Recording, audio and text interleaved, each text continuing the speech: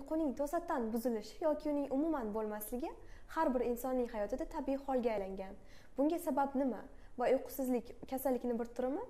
Hayotimiz bilasizmi, ofis hayotiga o'xshab qoldi. 7 yoshdan 70 yoshgacha bo'lgan insonlarda aynan uyqu bilan bog'liq muammolar hozirgacha kunda juda ham ko'p. Majbur holatda uyg'onadi va hojatga chiqadi. Natijada uyqu buziladi. Albatta, har kuni ichilgan dori jigarga o'zini nojo'ya ta'sirini berishni boshlaydi. Tungi uyquning yaxshi bo'lmasligi hatto terida ham o'zgarishlarga sabab bo'ladi. Teridagi har xil toshmalarga va undan tashqari teridagi dog'larga. Assalomu alaykum qadri baland qadrdonlarimiz. E'tiboringiz markazida yana o'sha siz sevgan nutva ko'rsatuvi. Mening oldimda esa oliy toifali shifokor, endokrinolog Mahfirat Jumayevna. Assalomu alaykum. Assalomu alaykum. Sizni ko'rib turganimdan benihoyat mamnunman. Rahmat. Hozirgi kunda uyquning to'satdan buzilishi yoki uning umuman bo'lmasligi har bir insonning hayotida tabiiy holga aylangan. Bunga sabab nima va uyqusizlik kasallikni bir turimi? Albatta, kasallikning bir turi sifatida ham keladi, lekin uyqusizlik o'zi har bir inson hayotida bo'lib turadigan tabiiy hodisalardan biri desa ham bo'ladi, lekin buni surunkali davom etishi qaysidir kasallikni belgisi bo'lishi mumkin. Aynan bosh miya bilan bog'liq muammolarda, bosh miyadagi organik, anorganik o'zgarishlar hisobiga, destruktiv o'zgarishlar hisobiga yoki qaysidir kasallikni asorati sifatida uyquni batamom yo'qolishi kuzatiladigan holat. Bu kasallik, bu tibbiyotda insomniya deyiladi. Aynan uyqu bilan bog'liq muammolar hozirgacha kunda juda ham ko'p. Hayotimiz bilasizmi, ofis hayotiga o'xshab qoldi.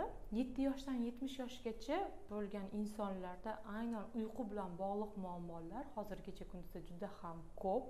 Sababi telefon, internet, uyda ham gadjetlar, kompyuterlardan ko'p foydalanish. Bu har bir insonning uyida har kuni kuzatiladigan, takrorlanadigan demak, gadjetlar ham uyqusizlikka olib keladi. Albatta uyqusizlikka sabab bo'ladi.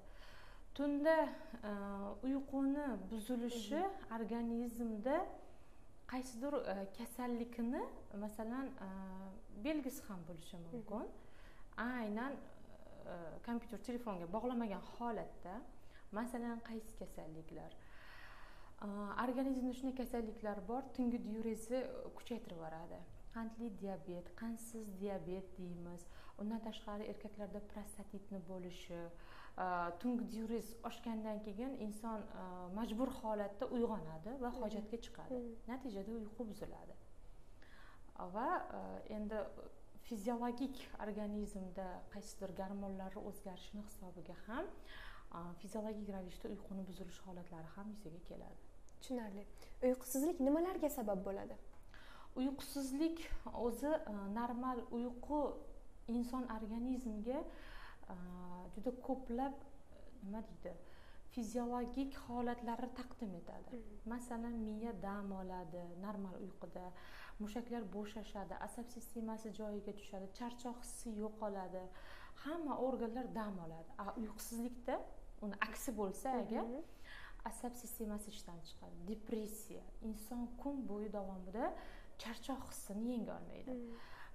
Natijada boshqa kasalliklar yuzaga kelishi boshlaydi albatta. Normal uyqu o'zi aslida necha soat bo'lishi kerak? Normal uyqu 8 soat bo'lishi kerak. Endi yosh bolalarda undan ko'proq bo'lishi kerak, to'g'ri. O'rta yoshdagi insonlarda 8 soat normal uyqu hisoblanadi. Nechidan nechagacha? Inson organizmi bilasizmi, bioritmik ravishda ishlaydi. Masalan, gormonlar 9-10 atrofida inson organizmiga kerakli bo'lgan gormonlar, somatotrop deymiz, melatonin, serotonin deymiz, bu gormonlarni ishlab chiqarishchi bioritmik ravishda ishlaydi.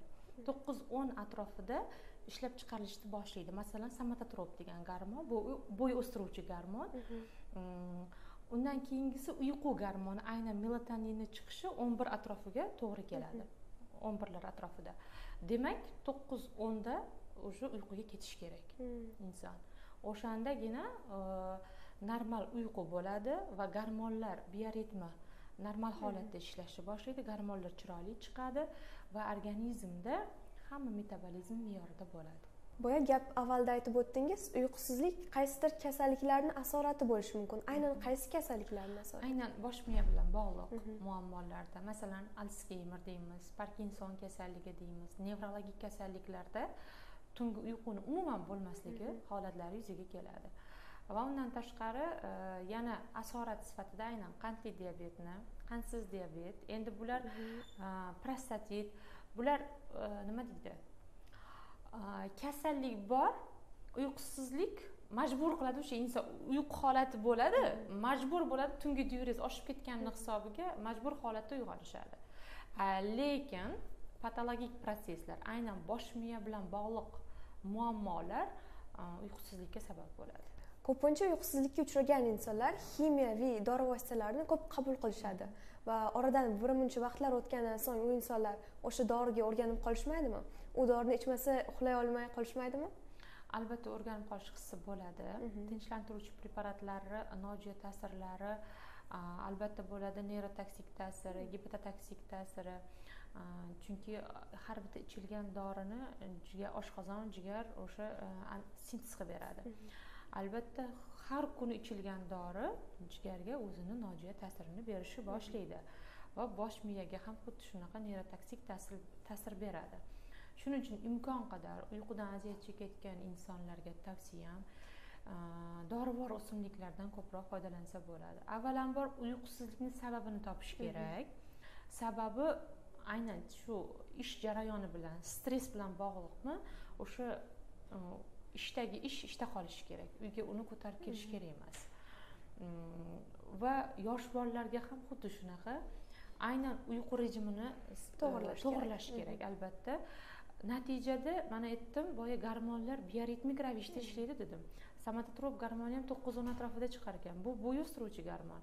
Hozirgacha kunduzda bo'y bilan bog'liq muammolar ham juda ham ko'p. Aynan shu somatotrop gormoni bilan bog'liq. Aynan kech uxlashni oqibatida yuzaga keladigan kasallik bu. O'shaning uchun tavsiya qilaman, uyquni me'yoriga solish kerak, organizmni shu narsaga o'rgatish kerak, 9-10 atrofida uxlashga harakat qilish kerak va undan tashqari kimyoviy dorilarsiz imkon qadar o'sha tabiiy giyohlardan foydalanishni tavsiya qilaman. Nutva mahsulotidagi aynan qaysi giyohlar uyqusizlikni davolashda samarali hisoblanadi?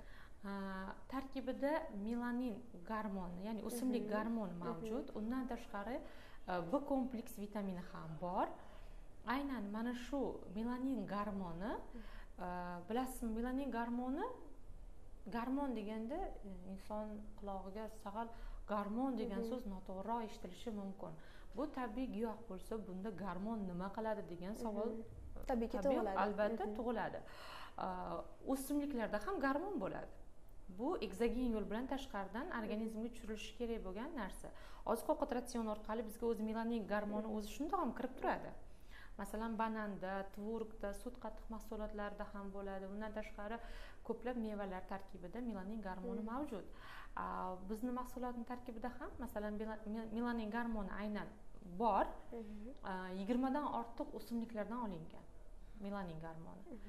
Aynan melaninga boy bitta mahsulotni ayta olmayman. Juda ham ko'p. Unaqa tinchlantiruvchi ta'sirga ega bo'lgan giyohlar soni ko'p. Aynan uni tarkibidan melanin gormoni ekstrakti olinib, bu giyohga solingan. Melanin gormoni egzogen yo'l bilan tashqaridan kiritilganda nima bo'ladi? Organizmda ko'plab jarayonlar me'yorga kelishni boshlaydi. Metabolizm yaxshilanadi, moddalar almashinuvi yaxshilanadi. Inson uyqu me'yorga bo'lgan insonda uyqu me'yorida bo'lsa, ortiqcha vazn yuzaga kelmaydi. Undan tashqari stress holatiga ko'p tushmaydi. Kunduz kuni energiyaga to'yib yuradi. Albatta. Mushaklardagi toliqish hislari yo'qoladi. Qon bosimi bilan bog'liq muammolar bo'lmaydi. Terida har xil muammolar yuzaga kelmaydi. Tungi uyquni yaxshi bo'lmasligi hatto terida ham o'zgarishlarga sabab bo'ladi. Teridagi har xil toshmalarga va undan tashqari teridagi dog'larga. Kortizol, insulin gormonini miqdori aynan o'sha tungi uyquni yaxshi bo'lmagani hisobiga, boya aytib o'tganman, kortizol gormoni ham tunda ishlab chiqarilishi yaxshi bo'ladi. Aynan kortizol bilan bog'liq muammolarda terida qorayishlar yuzaga keladi. Va inson aynan kortizol bilan bog'liq holatda vazn qo'shishni boshlaydi. Ovqatga bog'liq bo'lmagan, aynan gormonga bog'liq holatda inson vazn qo'shishni boshlaydi.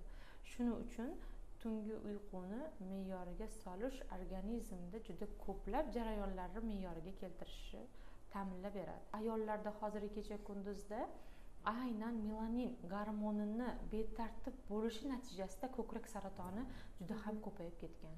Olimlar o'sha izlanishlari bo'yicha onkologlar aytishadi, aynan ko'krak saratoni melanin gormonini me'yorda ishlamasligi sabab yuzaga kelar ekan. Va melanin gormonini o'zi umuman ishlab chiqarilishi 7 yoshda aktiv bo'lar ekan, o'zi 45 yoshdan keyin kamayib ketishni boshlar ekan. Shuning uchun yoshi ulug' insonlarda tungi uyquni me'yorida bo'lmasligi yuzaga keladi. Tavsiya qilaman, aynan shu mahsulotni aynan tarkibida melanin va vitamin B kompleksi bo'lganligi sababli uyqu chiroyli bo'ladi va hamma gormonlar disbalansi me'yorida yuradi. O'ylaymanki, bu suhbatdan so'ng juda ham ko'plab yurtdoshlarimiz o'z vaqtida uxlashga e'tiborli bo'lishadi. Juda ham foydali bo'lgan suhbat uchun sizga kattakon rahmat Mag'firat opa. Agarda uyqusizlik bilan aziyat chekayotgan bo'lsangiz, unda sizga Nutva mahsulotini ichishni tavsiya qilamiz. Kelasi ko'rsatuvlarimizga qadar biz siz bilan xayrlashmaymiz. Shunchaki ko'rishguncha deb qolamiz. O'zingizni ehtiyot qiling.